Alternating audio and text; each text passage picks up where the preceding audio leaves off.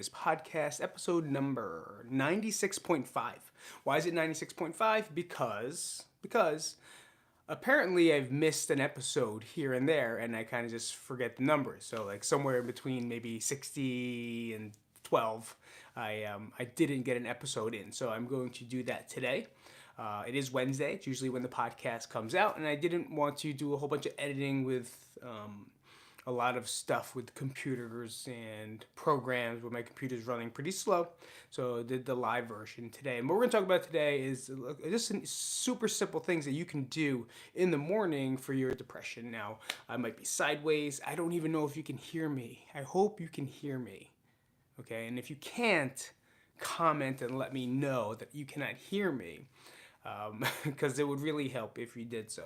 But let's get through the three things that I would say that you can do for your, I would say, depression and or sometimes it doesn't be depression, maybe even just your anxiety, or if you have bipolar disorder, even that kind of, you kind of wake up the same way, and a morning routine and or how you wake up is very, very important.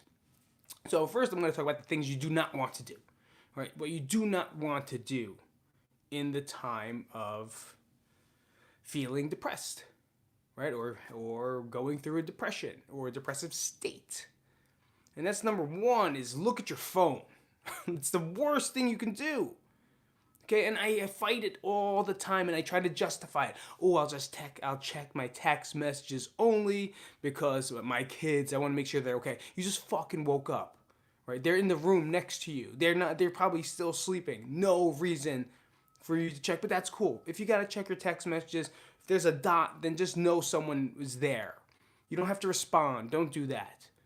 All right, and then people say, "Oh no, I gotta wake up. I gotta check my email immediately because of work." Well, now you've already caused stressors, right? It may not be a very hard stressor, but it is a mild one. You've put something into your brain, something into your plate, and you just woke up, right? And the last thing you want to do, that I don't want you to do, is don't go on Instagram, TikTok, whatever, chat, Facebook, anything. Because all you're going to do is find something there that's going to make you feel a certain way. Right? You're going to feel a certain way. It's going to piss you off. It's going to make you feel lack of. It's going to make you feel jealousy. It's going to make you feel sad. Maybe even happy. But then when you're happy because of someone else's story or picture or video, now you're going to feel in lack because why not me kind of sets in. And if you're in this state, not saying for everybody, right? We're talking people that are depressed or going through depression. Like, when you fit into those categories, it's very detrimental on how you start your day, right? I'm gonna have this microphone on even how you start everything that you're about to do. Okay, so that's the one thing I do not want you to do is look into your phone. If you grab your phone, see what time it is, perfect, that's cool. Don't get on to the normal routine. I bet you if you deleted, and I've done this from personal experience, I bet you if you deleted all the apps on your phone, right, just had your phone and then left it there and woke up the next day, you will automatically, your thumb will automatically go to where the prompts are or where those apps are. You ever download a new app and you knew where Instagram was, right? And your thumb automatically looks for it. And then because of the new app, it shifted it to the right or maybe to another page or whatever. And now you can't find it anymore. It's because it's not there because your body is so programmed to go after that button. Your body's so programmed to watch something there. Change the order of your apps and see what happens. I will guarantee you're not going to know what to do. You're going to be like, where the fuck is it? Like, usually it's here. Now it's not there because it's not there. Right, but you are accustomed to having it there. And same thing in the morning, right? If you're going through your phone, that's your first thing. You're not giving yourself the, I don't want to say the positivity, but yeah, I'll say the positivity or I could say the best hack possible for yourself. And I hate saying the word. It's so hacky to say hack, right? But I guess it's the only way I can kind of make it make sense to you guys. So I would say the first thing to do is not to do those things, right? The second thing to do, is to get up and start moving. Don't lay in bed and wait for the alarm clock to go on again. Don't lay in bed and try to figure out what I'm going to do. No, get the fuck out of bed and start moving. If you have a dog, perfect. They're gonna love you, right? They're gonna love you because it's time to take them for the walk. Don't wait for them to take the walk. Get your ass up. Have clothes set the night before. You understand how easy it is to do, but also very hard because you're gonna be very, very resistant to do so. I don't know why I did this. This don't look good, but very resistant to do so. I have my clothes set downstairs, not even in the room. I'll take my clothes and I'll put it downstairs. I change downstairs because I don't want to change in my room and wake everyone up. And, the lights, I have a flashlight on the phone, so it goes everywhere. It looks like fucking a rave in the room. No, I take the clothes, I put them downstairs, and I get changed in my kitchen, right? Put my shoes on. Once my dogs see me start putting my socks on, they're coming, right? They know it's time. And if you have a dog, perfect. Take that motherfucker for a walk. Take him out the door, her out the door, and take her for a walk. Get moving, get breathing. Even if it's cold outside, stop being a baby. It's fucking cold outside. It's cold outside. Shut the fuck up. It's cold outside. Okay, it's gonna be warm soon. It's gonna be summer. But what's more important, you being depressed or you getting some cold air, which is really good, and at the same time you start moving? Trust me, I do this all the time. Like, I talk myself out of shit all the time. Like, I don't want to do half the things that I do. Right? But this sets me up in the best path or position for me to win the day. Right? For me to win the day. I'm saying it. For me to win the day, I have to do these things. Number one, if you just logged in, don't go on social media. Don't touch your phone. Don't answer text messages. Immediately, once you wake up, don't do that. Don't give them the benefit of your brain. Don't give them the benefit of your heart, your mind. They don't deserve it first thing in the morning. You deserve it first thing in the morning. Your brain, your heart, your mind deserves you first thing in the morning. So make sure you think about you first. Okay, not what you did or what you're going to do. What are you doing right now? Shit, I just woke up. I feel good. I had a good dream. Okay, cool. It was kind of a good dream. I want to go to the bathroom and masturbate right now. That's how good of a dream it was. Maybe. Maybe that's the dream you had. But anyway, get up and move is the second one, right? I'm not saying fucking run a mile. I'm not saying put a ruck pack on and go outside and trek the mountains.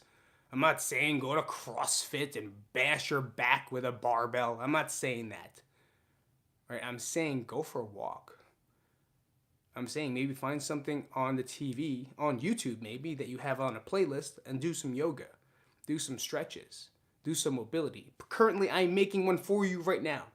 Okay, I'm filming the things that I do now. If you want more of that and you actually want to know what I'm doing, just comment below and say me, and I will definitely send it to you once it's done.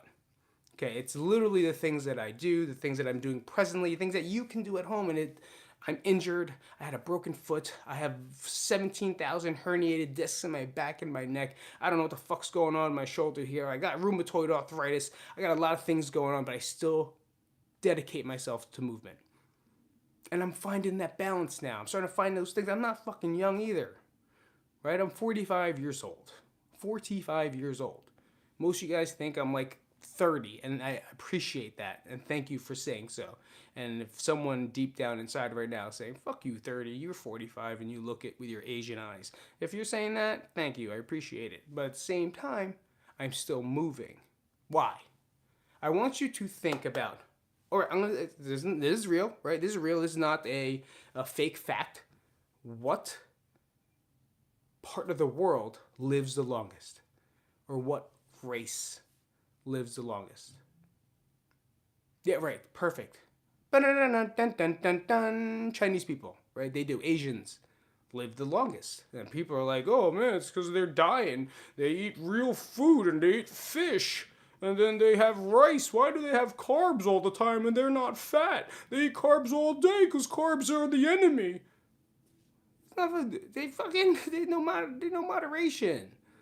Right, but what do they do first thing in the morning? Go to Chinatown. Go anywhere. There's a lot of Asian people. They're moving.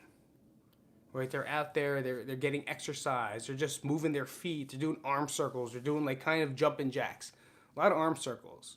And they do like free classes. They're not charging people for Tai Chi. People are just joining each other doing Tai Chi. Right? You see it all the time in the Lower East Side down near the seaport. Even Chinese people everywhere. I don't know if they're Chinese, Japanese, whatever you want to say they are, they are. But they're down there fucking doing all this. Right? They're doing that. I don't know what it is. I never did it before. But they're doing it and they're moving. And that's really, really important. Right? De-stressor, blood flow, get your mind set. Straight thing in the morning. The playground is packed in the Lower East Side, Chinatown, New York City. Packed with old people. They built all that equipment just for them. You know that park equipment that no one touches? They fucking do circuits on it. They got the fast pedal, the elliptical thing. They got leg swingers, pull-ups. They don't even do pull-ups right. They just do them. Do some push-ups. What else do they do on there? There's one thing that's kind of funny that they always do. I can't remember right now. But anyway, movement is key. So if you can find a way to move, do so. If you need some help, please let me know. If you want a part of the program, please let me know by commenting in the comment box and say me, M-E, and I will definitely send it over your way once it's done. Right, number 3, what do you eat? I'm not saying go on a diet, but what are you eating? Are you not eating anything by choice because you do intermittent fasting? I don't know. Or are you filling yourself up with just coffee and sugar and cream? And maybe a donut. The old American diet. Because that's just not going to make you feel good. It's going to make you feel like shit more. Right? Because what you put inside your body is actually the most important factor we have. Right? And everyone's like, oh, what do you tell me to go on a diet? No, I'm not telling you to go on a diet. I'm telling you to change your diet.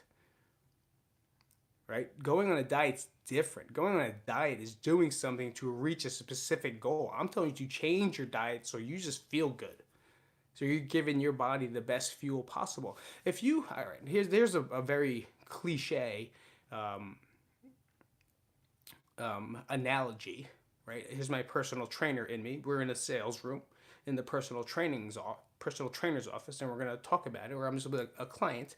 If you had a Lamborghini, not that I ever wanted one, or not that I ever even sat in one, or not that I ever touched one. I've seen them on TV. Closest thing possible to a Lamborghini. But that's a pretty expensive car. I forget what it was, but me and Nat actually looked it up the other day of how much a Lamborghini is, and I think like the lowest or cheapest Lamborghini is like $400,000. I think that was it. Might be even more. I don't know. I'm not a professional. If you know, comment the real price on a Lamborghini so we can educate everybody. But if you had that car, are you going to go to Circle K or Terrible's, or if you're in Jersey, Mobil, is Mobil still alive? Mobil or Luke Oil, and give them the discounted price of the 10 cents off per gallon of the 89 unleaded? The same gas that teenage kids give to their 85 Honda Civic stick shift? No, you're not. You're going to give that car the best version of gas possible to run smooth, to run efficiently, to run as perfectly as possible. Right? If there's a different gas better than Super, if you could afford $900,000 for a car, then you'll probably put in something that's like $20 a gallon inside that car. Because you want to be efficient, because you want to run right, because you want it to last long. And it's going to be the same thing with you. Or do you treat yourself like a Honda Civic? Or you beat up old 85 Honda Civic? I mean, pretty good car, pretty fast most likely. Probably stolen 7 times in Newark, New Jersey. But no, you're not going to give yourself that same gas, right? You want the fuel with the best octane, right? The best efficiency for your vehicle. If you look at yourself as a vehicle, you want to give it the best possible gas you can. I'm not going to say it's going to be perfect or it's going to be easy. It's very difficult to go from donuts and coffee to fruit and egg whites. Fuck egg whites, by the way. Egg whites suck. I don't eat egg whites. I eat real eggs. Here's my breakfast. 3 eggs, cup of rice, tablespoon of peanut butter. Why? Carbs, protein, fat, simple. That's my breakfast. Now, if someone else has another regimen based off their preference of whether they're fasting or a choice of fasting. I've tried it. I think it's great for people that are looking for longevity, but that's a different protocol and it's a different type of beast. For me, it doesn't work. But right now, I look to fuel myself with the best thing. Usually, protein is my best source. So, 3 eggs, cup of rice. Of course, you can have toast if you want to. Bread's not the devil, right? Especially in the beginning phases, everyone tries to be like, I need to get rid of all this stuff because that's what's wrong with me. That's what's wrong with me. You put all the guilt onto you. I ate this and I no, your body's just fucking different. That's it. Now, if you have gluten stuff or whatever stuff, or these all becomes personal choices. Just give it the best fuel you can. You want to keep it simple? Protein, fruit, water.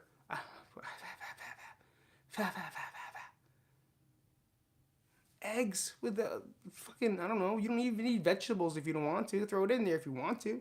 You can have bacon. Ain't nothing wrong with bacon. You like bacon, put it in there. I kind of don't like bacon. I just eat it because it's only one of the other options that I have. But again, if that's another choice, I'm actually going to be on a podcast in 2 hours with a nutritional experts. Two of them, the Macro Experience, it's called. On Instagram, if you're on Instagram, go to the Macro Experience. And I believe they stream on YouTube. Very knowledgeable guys. I've learned a lot from them. I've worked with them before. So it's going to be really cool to be on their podcast for the first time ever. And I believe it's just this is their first year. They just started up, but they're doing really well. And they're doing their thing. So, fueling your body is also fueling your mind. Okay, if you eat shit, you're going to feel like shit. If you don't move and you sit down and you just sit there like a piece of shit, you're going to feel like a piece of shit. If you wake up in the morning and you scroll through shit, you're going to feel like shit.